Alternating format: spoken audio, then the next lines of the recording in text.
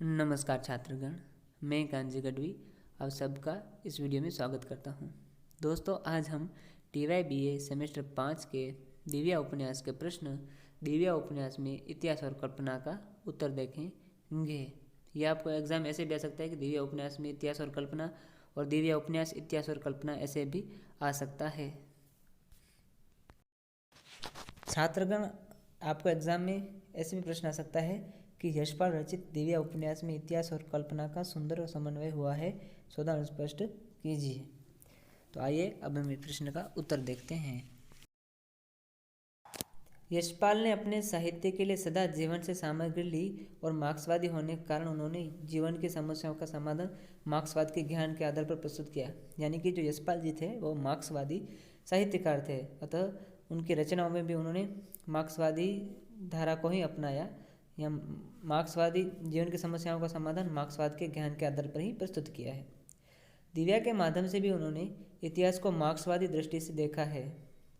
लेखक का मत है कि इतिहास अंधविश्वास या पूजा की वस्तु न होकर विश्लेषण की वस्तु, यानी कि विश्वास इतिहास है वो मात्र अंधविश्वास या पूजा की वस्तु नहीं है, इतिहास विश्लेषण की वस्तु है। यानी कि इतिहास से हमें सीखना चाहिए, कुछ विश्लेषण करना चाहिए, उसमें से कुछ सीख लेनी चाहिए हमें। यद्यपि दिव्या का चित्र फलक इतिहास पर अधिष्ठित है, उसमें मौर्य साम्राज्य के छिन्न भिन्न हो जाने पर पतनोन्मुख भारत में बौद्ध धर्म में आ गई विकृतियों का चित्र देने के साथ तत्कालीन सामाजिक राजनीतिक स्थिति का चित्रण किया गया है। यानी कि बौद्ध धर्म में आ गई जो विकृतियाँ आई थी उसको प्रस्तुत किया है, कवि लेखक ने यहाँ पर प्रस्तुत किया है, और उस समय की जो सामाजिक राजनीतिक स्थिति थी उसका भी यहाँ पर चित्रण किया है यशपाल जी ने दिव्या उपन्यास में। सामंतीय समाज में कुलों के परस्पर कलह और वर्गों के परस्पर संघर्ष का चित्र प्रस्तुत किया गया है, पर उसमें इतिहास गौण है। यानी कि यहाँ पर समाज के कुलों पर परस्पर कलह और वर्गों के संघर्ष का भी चित्र प्रस्तुत किया गया है, पर इस इतिहास गौण है, क्योंकि दिव्या है वो ऐतिहासिक उपन्यास अवश्य है, लेकिन सिर्फ मिलिंद को छोड़ दे तो अन्य कोई पात्र ऐतिहासिक नहीं है, अतः इसमें इतिहास गौण है। लेखक का जीवन दर्शन और उसको चरितार्थ करने के लिए काल्पनिक परिस्थितियाँ ही प्रमुख हैं। स्वयं लेखक ने भी स्पष्टीकरण करते हुए लिखा है कि दिव्या इतिहास नहीं, ऐतिहासिक कल्पना मात्र है। यानी कि दिव्या कोई इतिहास नहीं है, यानी कि इतिहास से लिया गया कथावस्तु या ली गई कथावस्तु नहीं है, वो तो एक मात्र ऐतिहासिक कल्पना मात्र, यानी कि जो लेखक की कल्पना है, कोई इतिहास नहीं है। ऐतिहासिक पृष्ठभूमि पर व्यक्ति और समाज की प्रवृत्ति और गति का चित्र है। यानी कि कवि ने ऐतिहासिक पृष्ठभूमि पर यहाँ पर व्यक्ति और समाज की प्रवृत्ति का चित्रण किया है। लेखक ने कला के अनुराग के काल्पनिक चित्र में ऐतिहासिक वातावरण के आधार पर यथार्थ का रंग देने का प्रयास किया है। यानी कि उस समय के जो सामाजिक राजनीतिक या आर्थिक जो वातावरण था उसको सिर्फ यथार्थ पर लाने का प्रयास किया है लेखक ने, यहाँ पर उसको यथार्थ का रंग देने का प्रयास किया है।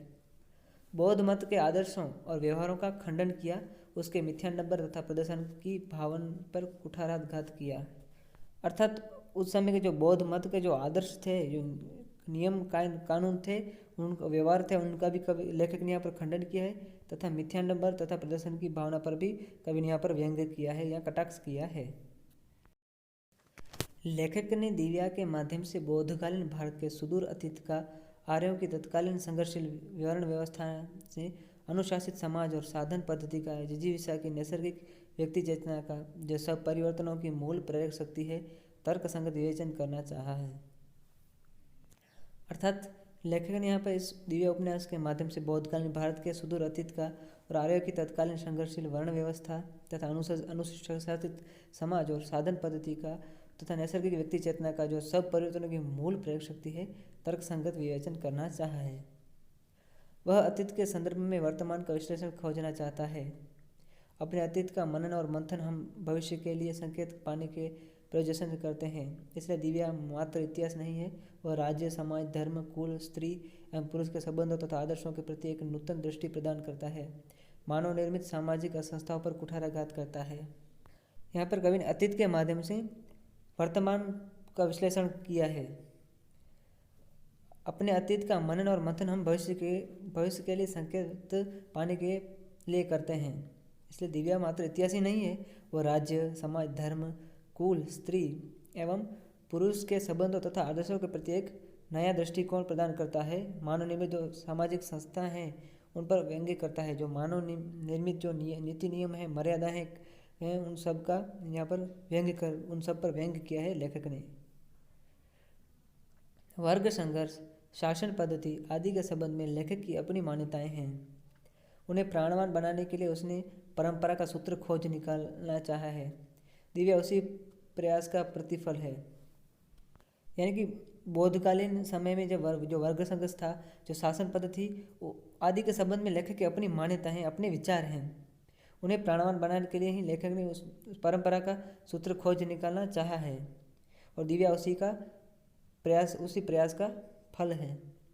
सारांश यह है कि अपनी मान्यता और जीवन दृष्टि को चरितार्थ करने के लिए दिव्या की सृष्टि हुई है। अतः दिव्या इतिहास न होकर ऐतिहासिक कल्पना है। यहाँ पर लेखक ने अपने जो विचार है, अपनी जो मान्यताएं हैं और जो जीवन जीने का जो अपना दृष्टिकोण है उसको चरितार्थ करने के लिए ही दिव्या की रचना की है, यानी कि दिव्या उपन्यास की रचना की है। अतः हम कह सकते हैं कि दिव्या इतिहास न होकर मात्र ऐतिहासिक कल्पना है। दिव्या उपन्यास में एक मिलिंदी पात्र ऐसा है जिसका वर्णन इतिहास में मिलता है। बाकी सभी पात्र हैं वो ऐतिहासिक है, यानी कि यशपाल जी की कल्पना मात्र है। अतः कह सकते हैं कि दिव्या इतिहास न होकर केवल ऐतिहासिक पात्र है, क्योंकि दिव्या का इतिहास में कहीं भी वर्णन नहीं है। जहाँ तक दिव्या की ऐतिहासिकता का प्रश्न है, उसके कथानक और पात्र सभी कल्पित हैं, जिसका प्रणयन भी किसी ऐतिहासिक घटना के आधार पर नहीं किया जा गया। यानी कि दिव्या ऐतिहासिक पात्र है, उसका कथानक और पात्र है वो सभी कल्पित है, यानी कि वो लेखक की कल्पना है, उनका कोई इतिहास नहीं है। उनका प्रणयन भी किसी ऐतिहासिक घटना के आधार पर नहीं किया गया। लेखक ने अपनी कल्पना के आधार पर ही संपूर्ण कथा की सृष्टि की है, यानी कि लेखक ने अपनी कल्पना के आधार पर ही संपूर्ण कथा की रचना की है। यशपाल हिंदी के उन उपन्यासकारों में से हैं जिनके लिए इतिहास एक आधार मात्र है, यानी कि वो इतिहास के मात्र आधारभूत मानते हैं, यानी कि उसे केवल कल्पना लेते हैं, इतिहास से केवल प्रेरणा लेते हैं, कल्पना लेते हैं, जिस पर वे साहित्यिक कृति का प्रासाद निर्मित करते हैं।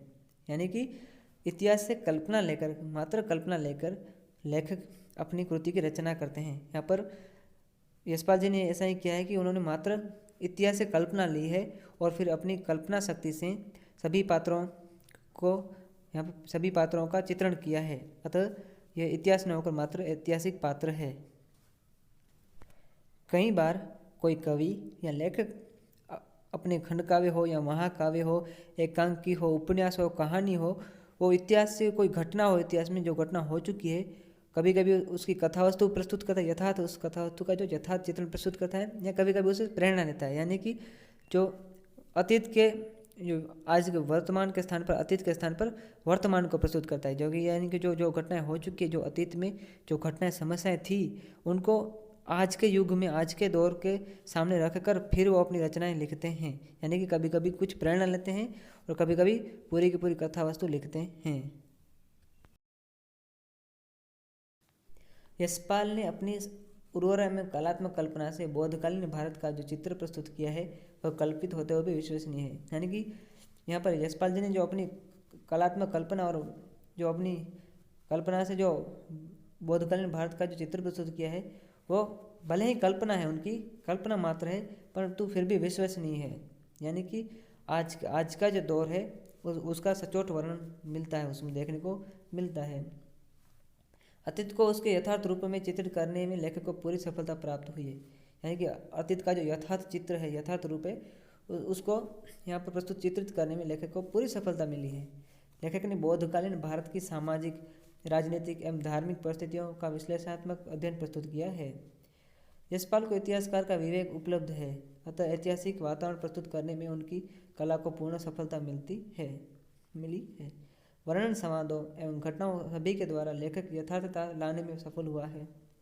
उपन्यासकार ने तत्कालीन धार्मिक आडंबर, वर्णभेद, दास दासियों के क्रम विक्रम आदि कुप्रथाओं को सजीव रूप में चित्रित किया है। उन्होंने बौद्ध युग के जीवन का चित्र प्रस्तुत करते हुए बताया है कि अतीत स्वर्णिम नहीं था। उस समय के लोग देवता न थे, अपितु भूल चूक करने वाले रक्त मांस के बने साधारण मानव थे, जिनमें ईर्ष्या, लोभ, छल, प्रपंच तथा वासना आदि दुर्गुण प्रभुत मात्रा में विद्यमान थे। अर्थात हमारा जो अतीत था वह स्वर्णिम नहीं था। उसके जो लोग उसमें जो उस समय के जो लोग थे वो देवता नहीं थे, अपितु भूल चूक करने वाले साधारण इंसान थे, साधारण मानव थे, जिनमें ईर्ष्या थी, लोभ, छल, प्रपंच तथा वासना आदि दुर्गुण प्रभुता यानी कि प्रभुत मात्रा में विद्यमान थे। यद्यपि उन्होंने इतिहास को उपन्यासकार की दृष्टि से देखा है, तथापि प्रस्तुत करने के ढंग, वातावरण, निर्माण की कुशलता के कारण पाठक को ऐतिहासिक यथार्थ का पूर्ण रस प्राप्त हो जाता है। लेखक ने ऐतिहासिक सामग्री का प्रयोग इस कौशल के साथ किया है कि पाठक कुछ समय के लिए वर्तमान को भूल अतीत में विहार करने लगता है।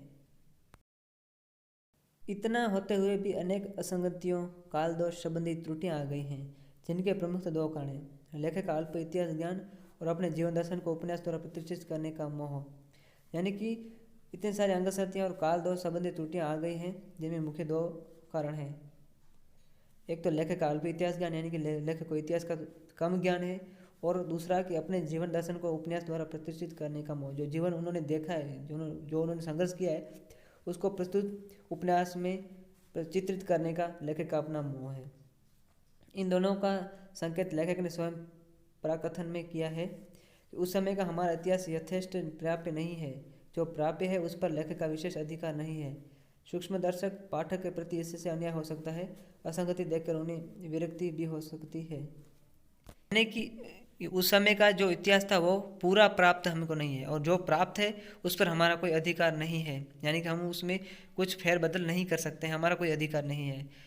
जो सूक्ष्मदर्शी पाठक हैं प्रति उसके उन पाठकों के प्रति अन्याय हो सकता है, क्योंकि असंगति देखकर उन्हें दुख हो सकता है। यशपाल का विचार है कि मनुष्य से बड़ा है केवल उसका अपना विश्वास और स्वयं उसका रचा हुआ विधान। अपने विश्वास और विधान के सम्मुख मनुष्य व्यवस्था अनुभव करता है और उसे बदल देता है। लेखक ने अपने इसी विचार को अतीत की भूमि पर कल्पना चक्षुओं से दाबने का प्रयास किया है, और दिव्या उसका प्रतिफल है।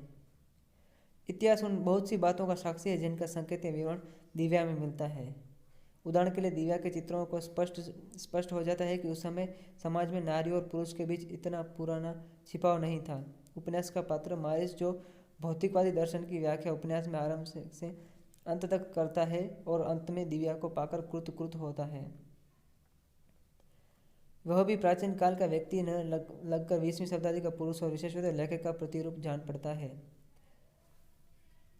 यानी कि मारिस का जो पात्र है वो भौतिकवादी है। यहाँ पर यशपाल जी ने अपने विचारों का संवाहक मारिस को बनाया है। यानी कि मारिस और दिव्या दो मुख्य पात्र हैं इस उपन्यास के, और लेखक के संवाहक है। यानी कि मारिस भले ही अतीत का चरित्र है, यानी कि प्राचीन काल का व्यक्ति है, लेकिन उसके जो विचार हैं वो 20वीं शताब्दी आज के जो पुरुष है उसके जैसे हैं। यानी कि वो लेखक का प्रतिरूप जान पड़ता है। इस दार्शनिक नेता का मेल तत्कालीन दार्शनिक प्रवृत्तियों से नहीं हो पाता। जिस भोगवाद का समर्थन मारिस द्वारा कराया गया है उसकी उस युग में गंध भी न थी। तत्कालीन सभी दार्शनिक सिद्धांत मोक्ष पर बल देते थे। चावाक दर्शन जो भोगवाद के निकट है, उस आधुनिक भौतिकवाद से जिसका प्रतिनिधि मारिस है, भिन्न था। मिलिंद, मित्रोदस और पुष्यमित्र ये तीनों पात्र ऐतिहासिक व्यक्ति हैं, परंतु सागल की जो शासनीयता है, गणतंत्रीयता है, वो संदेहास्पद है। उपन्यास का काल विस्तार 7 वर्ष से कम नहीं हो सकता है या नहीं होना चाहिए। इसलिए दिव्या उपन्यास की कथा वस्तु कालक्रम की विरोधिनी है, यानी कि कालक्रम का पालन नहीं कर रही। यहाँ पर रुद्रदेव के प्रवास काल में पुष्यमित्र के लिए लेखक ने नृपवाच्य शब्द का प्रयोग न कर सेनापति शब्द का प्रयोग किया है। इससे उसकी इतिहास से विसंगति और भी बढ़ जाती है। अंगरखा ताड़पत्र का उल्लेख भी काल विसंगति का दृष्टांत है, क्योंकि उस समय इनका प्रयोग नहीं होता था। परम भद्वारक शब्द भी गुप्त काल का शब्द है, यानी कि यहाँ पर नृपवाच्य शब्द न कर सेनापति शब्द का प्रयोग किया गया है। उससे और आगे अंगरखा ताड़पत्र का उल्लेख भी लेखक ने यहाँ पर किया है, और परम भद्वारक शब्द का भी यहाँ पर कवि ने उल्लेख किया है, यानी कि वो गुप्त काल का शब्द है। अतः कह सकते हैं कि दिव्या उपन्यास वो इतिहास से थोड़ा विसंगत है, यानी कि इतिहास से उसकी विसंगति और भी बढ़ जाती है, इतिहास से थोड़ा अलग हो जाता है। सारांश यह है कि उपन्यास के अधिकांश पात्र, प्रसंग, वस्तु विन्यास, घटनाक्रम इतिहास सम्मत नहीं है। वस्तु विन्यास में लेखक ने ऐतिहासिक तथ्यों और काल औचित्य पर ध्यान न देकर उपन्यास के प्रतिपाद्य पर अधिक बल दिया है, जिससे इतिहास गड़बड़ा गया है। उसके तथ्यों और तिथियों दोनों में व्यतिक्रम आ गया है। अतः दिव्या विशुद्ध ऐतिहासिक उपन्यास नहीं है, वह ऐतिहासिक कल्पना मात्र है। निष्कर्षतः कहा जा सकता है कि दिव्या विशुद्ध ऐतिहासिक उपन्यास न होकर ऐतिहासिक रोमांस है, लेकिन उसकी सफलता का रहस्य देशकाल में यथार्थ ऐतिहासिक वातावरण की सजीव सृष्टि। यानी कि दिव्या ऐतिहासिक उपन्यास न होकर केवल ऐतिहासिक रोमांस है, यानी कि ऐतिहासिक कल्पना है, लेकिन उसके सफलता का रहस्य उस समय का जो देशकाल वातावरण है, उसका यथार्थ ऐतिहासिक वातावरण की सजीव सृष्टि। यानी कि जो उस समय का जो देशकाल वातावरण था उस समय का, उसका यथार्थ चित्रण ही इस उपन्यास की सफलता का रहस्य है। दूसरा लेखक ने उपन्यास के कथानक का संगठन इतनी कलात्मक से किया है कि उसकी औपन्यासिकता को कहीं आघात नहीं पहुंचता है। इसलिए दिव्या का हिंदी के गिने चुने सफल ऐतिहासिक उपन्यासों की कोटि में रखा जाता है। यहाँ पर हमारे इस प्रश्न का समापन होता है। मुझे आशा है कि आपको यह वीडियो अच्छा लगा होगा। धन्यवाद।